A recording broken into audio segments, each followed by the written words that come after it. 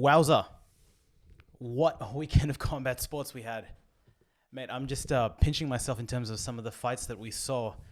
We obviously had UFC Auckland and, you know, click up there. We'll have something uploaded very soon. But man, I think the combat sports world's eyes were all on Fury versus Wilder too. And jeez, did anyone predict that as an outcome? Of course, some people, I think a decent contingent of individuals would have picked Fury winning, but just the whole way, we got to talk about this. We got to talk about this. From the beginning, this was really built up. We had an amazing first fight. You know, the heroics of Fury in terms of, you know, raising from the dead per se in the 12th round to irk out, you know, a draw against Wilder is, you know, stuff of legends, really. If you haven't watched that fight, you really got to watch it. So really the stage was set for an amazing sequel. And it's often, you know, that the second parts of fights don't necessarily live up to the first parts of fights. But my goodness, this was amazing. This was an amazing fight. And let's talk about the whole thing because the production value was next level. Okay, let's talk about the walkouts, okay? Because my mind was blown when I saw the Tyson's Fury's walkout. Firstly, he looks a bit like Count Dracula with this cheap crown that he had going on. And you're thinking, wow, he's really playing the part of this comedian sort of character that he plays, that he doesn't take itself overly seriously, you know, the moniker of the Gypsy King. But mate, when he came out from the initial section, he was, you know, sitting on a throne held by these women, walking out to Patsy Cline's Crazy.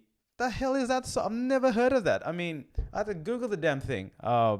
Great song, a very, you know, Sinatra-esque vibe, and obviously in Las Vegas, you know, potentially, you know, it suited it. But who comes up with things like this? There's only one Tyson Fury, and he's really cut in the mold of Conor McGregor, like an entertainer. I've generally never seen a walkout like this. And then you had Deontay Wilder coming out with, you know, an iteration of what he's worn with these weird-ass masks looking like Black Optimus Prime. And you're thinking, you heard me, I said Black Optimus Prime. What are we watching here? Is this WWE? This is crazy. Like, the production value was insane. There was this shot in the video where you had, you know, the back of Fury sitting on this crown and all these bright lights, and you're like, wow, this is really something. And I don't think the combat sports world, you know, obviously I don't watch a lot of wrestling, and I think WWE, you'd have, you know, levels of I don't even know how to articulate it, entertainment. The walk-ins would be probably dramatic. It's definitely a stone's cry of what we see in the UFC, which is a crying shame, and potentially something we could learn there. But yeah, like, they were really setting each other up for an amazing fight, even in the beginning, and obviously the walk-in showed that. Wow, how do you even have a synopsis of this fight? When I previewed this fight a couple of weeks ago, I had Wilder winning, and I had Wilder winning on the basis that he simply had a lot more weapons and a lot more power punches. Obviously, now that's the way, that's the sort of fight that a lot of people want to see, i.e. the knockouts. And I had to have thought that at an individual at Wilder's level would have a camp that would have curated and really broken down Tyson Fury's movements, which granted are awkward, but if you've had one fight, you'd think that you'd have, you know, a level of understanding in terms of the dynamics of how he moves, how he operates within the ring, and potentially have curated a game plan to negate a lot of that. And, you know, the casual, you know, analysis that I had was he essentially had to, you know, operate the center of the boxing ring, close off Fury, and break Fury's rhythm in terms of the, you know, the movement, the awkward movements, the triple feint jabs that he had, and do a lot of clinch work just to break the rhythm, a bit of dirty boxing, and hopefully land one of those haymakers, straight rights, whatever the hell, you know, Deontay Wilder is known for throwing, which is these wild, loopy punches. And to my absolute surprise, it was a complete 360, and it felt like Tyson Fury did exactly that, in the sense that, look, there are a lot of differences in this fight, especially when compared to the first fight. But I think the biggest difference is Fury came out engaged in the sense that he didn't have that Potentially, no, actually, hold up. He didn't have those feel rounds. He came in dominating the center of the boxing ring and really coming out with mean intentions. I think in the first fight, and interestingly enough, I watched the first fight before the second fight on the same day, today rather is the day. And it was interesting to see that in that fight initially, Fury obviously is coming back from his hiatus from boxing. Was understandably a little bit more cautious in his throwing. You did not see any level of caution then, and he was going for it. And what really also struck me physically is the difference. It seemed like Fury was dramatically the bigger guy, and obviously he came in a couple of pounds, couple 20 pounds was it? I'm not too sure, but he came in much heavier than Wilder, and there were thoughts, at least in my mind, percolating as to potentially whether this extra weight would be cumbersome, especially for a guy that leans on, being light and fleet of foot and movement. Basically, the talk out of Fury's camp was this additional weight would be translated into heft in his punches, and they were potentially looking to knock him out. But Wilder, that is. But man, he came out with mean intentions, and that sweet jab of Fury's, and you got to understand how this guy's constructed. He doesn't look like a lot of human beings out there. He's long-legged. He's got really a crazy sort of reach, to which Wilder has as well. But that jab was landing early, and it was landing often. And I think Wilder was just taken aback, not necessarily at the movement, but just taken back at the aggression that he was seeing from Fury. And I've said it once, and I'll say it again, in all levels of combat sports, the hardest thing at any level, at championship level, at interim level or beginners, is making adjustments on the fly. And really, you can come in with a game plan, but when that throws out, and when you've got to really dig deep and go into plan, not necessarily B and C, D and E, it's really interesting to see. And this is obviously where the champions come in, but Deontay Wilder, after the first round, you could tell that just he was not prepared for that sort of onslaught that Fury was bringing to him. And I think what's really interesting is, at least in the rounds of 1 to 3, or 1 to 2 rather, it was, I wouldn't say necessarily fairly even, but punches were being thrown by both guys. Obviously, it's a boxing match, but they were being landed at both levels. But there was no doubt, at least from an eye test perspective, that Fury was winning these rounds, because everything in terms of his body language, the fact that he was constantly advancing, the fact that he was throwing that jab out there and really invading Wilder's space, led the audience to believe that was the case. And really, no doubt that Fury was winning those rounds and the match in general. And I think, look, upon reflection and looking at the first fight before watching the second fight, Wilder, a lot's been said about Wilder, and definitely there is an understanding that he's not a natural boxer in the sense that, he has a sweet science of boxing, but he's an athlete. Not masquerading is a strong word, but he's an athlete that's been put into boxing and has done extremely well off the back of that.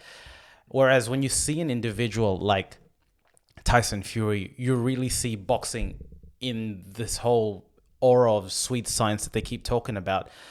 And really, Tyson Fury showed an extreme masterclass in terms of how that was executed. And it manifested itself in the first and 2 rounds.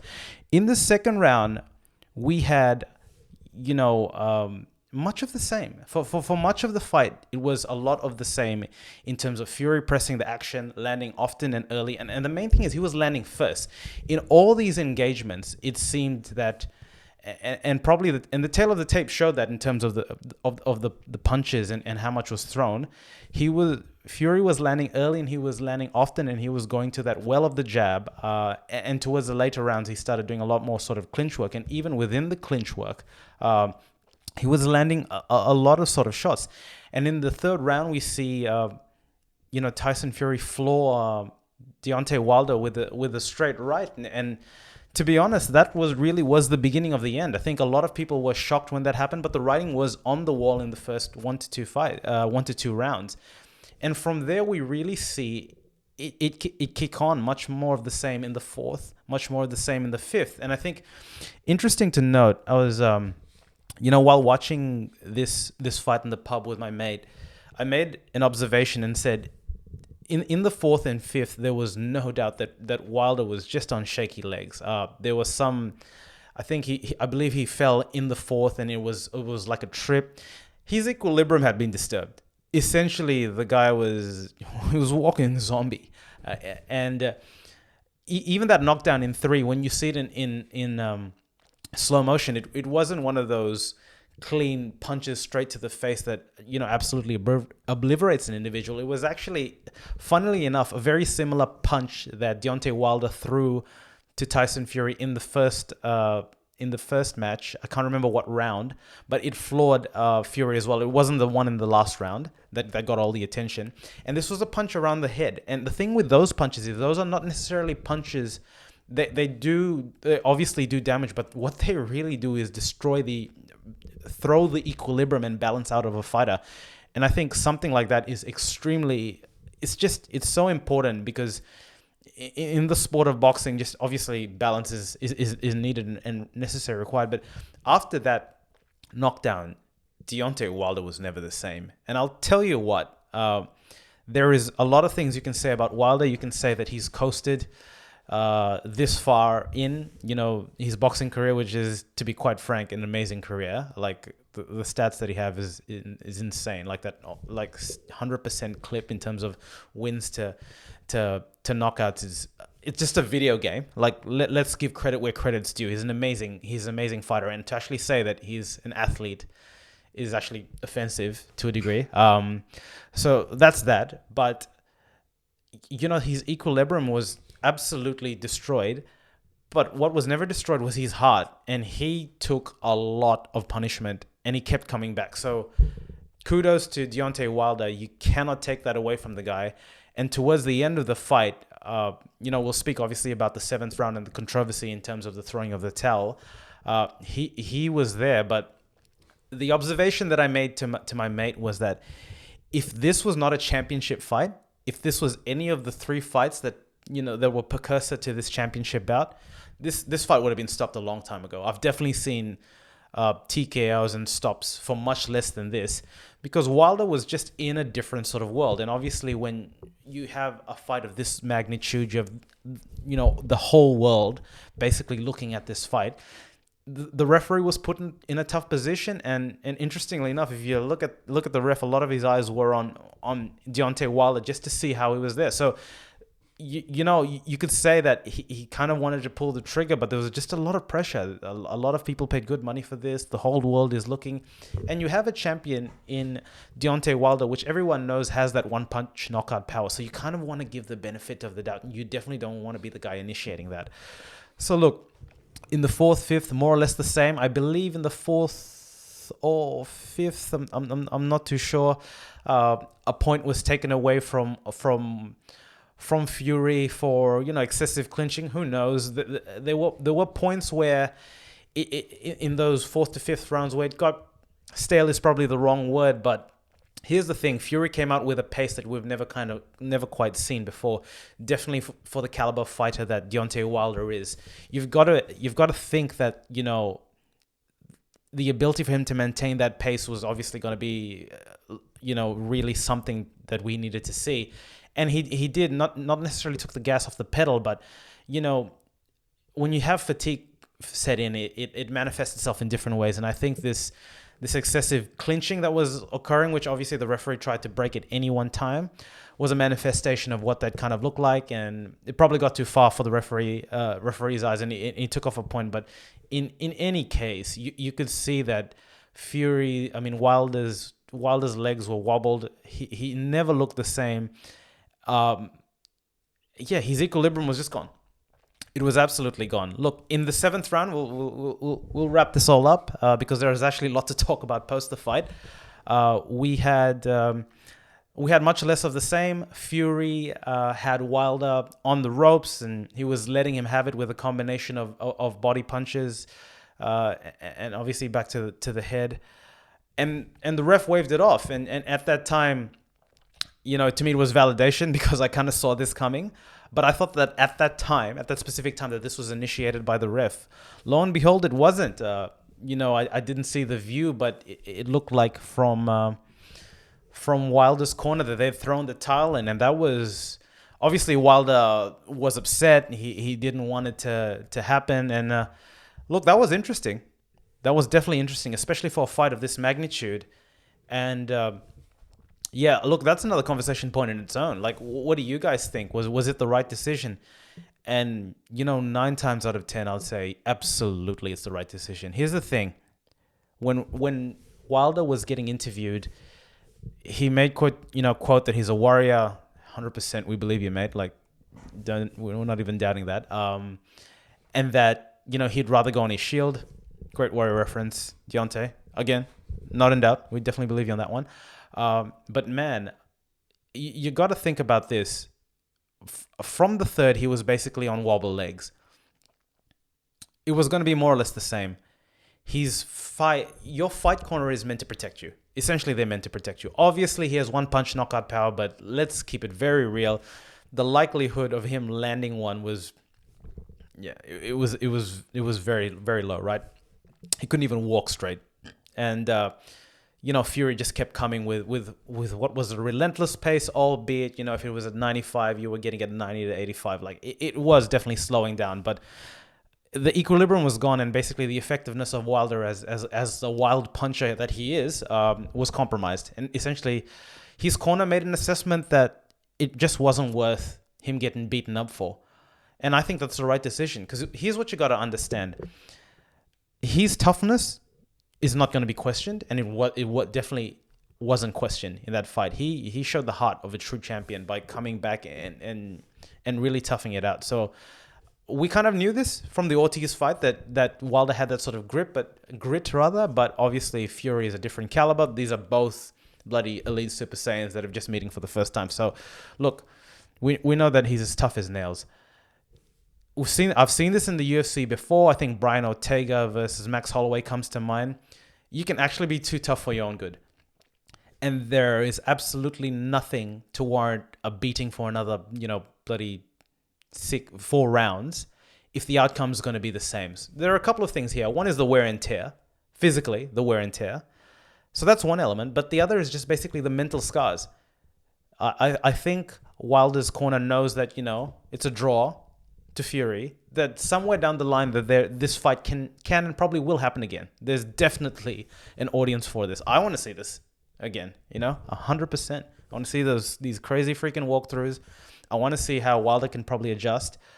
So it absolutely doesn't make sense to have embedded and burnt in your CPU that you got mauled for 12 rounds. And that's exactly what was happening. That was exactly, you can run this narrative 9 times out of 10, and it was probably going to happen 9.5 times. That's a fact. Well, a fact according to me. But, that was it. I think it was the right decision. Obviously, the post-fight interview was absolutely hilarious, and Tyson Fury doing what Tyson Fury does, which is his own thing, singing American Pie. Stick to boxing, mate. But man, I think the really interesting thing is this. It just in the heavyweight division, it's just they're all eyes on that division now. It's really exciting. It's an exciting time. It's exciting for boxing as a whole, and it's great that the heavyweights are bringing this heat back. So if you're Tyson Fury, where do you go from here? So as I've already mentioned, rather, that the Deontay Wilder fight is there. He'll ask for it. There's an audience for it, but that's in the bank, man. You got that. It was a pretty comprehensive win, to be honest. That's not to say that Wilder can't come back, make some adjustments, and have a win, and we can have 4 fights. God, what is that? A quadrilogy? That's not even a word. But man, you go for Joshua. You say, Anthony, flipping Joshua, I see you at London. We fight in front of the Queen. Let's do this. Let's make this happen. Because I can always come back to that fight. That well is there. That well has been excavated, dug. You've got freaking real estate in Wilder. He's gonna sit in that, and he's gonna gestate for a while. But the super fight now is with Joshua. That is definitely the fight, and that's a bloody exciting fight. And that fight is gonna be. So what's the biggest stadium in England? Make it happen. Just amp it up. We're talking about the end of the year. Let's hype this shit up, because, man, Joshua, I hope you've watched, because they were really entertaining, these two. And Joshua is definitely a respectful and a humble guy, and he's obviously learned from the Ruiz fight never to underestimate an opponent, which is good. He presents, he's very similar to Wilder in that he's an athlete. He's got that power. He's got those muscles. But like, you're fighting, basically potentially like a version of Klitschko when he was younger. And here's the interesting thing: there was an interview with Ariel Helwani. I'm coming for you, Ariel. No, I'm just joking. No, I'm actually coming for you. But there was this interview that he had with Ariel, which he said that maybe I'm misinterpreting or misquoting, but upon the conclusion of this fight, that he's ready to walk away because he's got nothing to prove. But Joshua, you defeat Joshua, then you've got nothing to prove. Not that you have anything to prove now. But Tyson Fury, all roads, go to England, where we'll have an amazing fight there. And yeah, look, it's exciting. It's very exciting. And what next for Deontay Wilder? Well, look, I'm not too sure. He either sits back, lobbies for a rematch, which again, there's a market for it there. If I were him, I'd want another fight with someone else. Not Ruiz rather. I'm not too sure. I can't say that I know the heavyweight boxing roster that well, but you probably want to tune yourself up. You want to build yourself, and then come back and challenge potentially Fury again. Well, look, that's my little rant. If you haven't subscribed, by the way, to the channel, odd thing to say at the end, please subscribe below. Comment below, guys. Give me some thoughts. What did you think of the fight? What do you think is the direction that Fury needs to go to? And where does Wilder go from here? Signing out. Peace.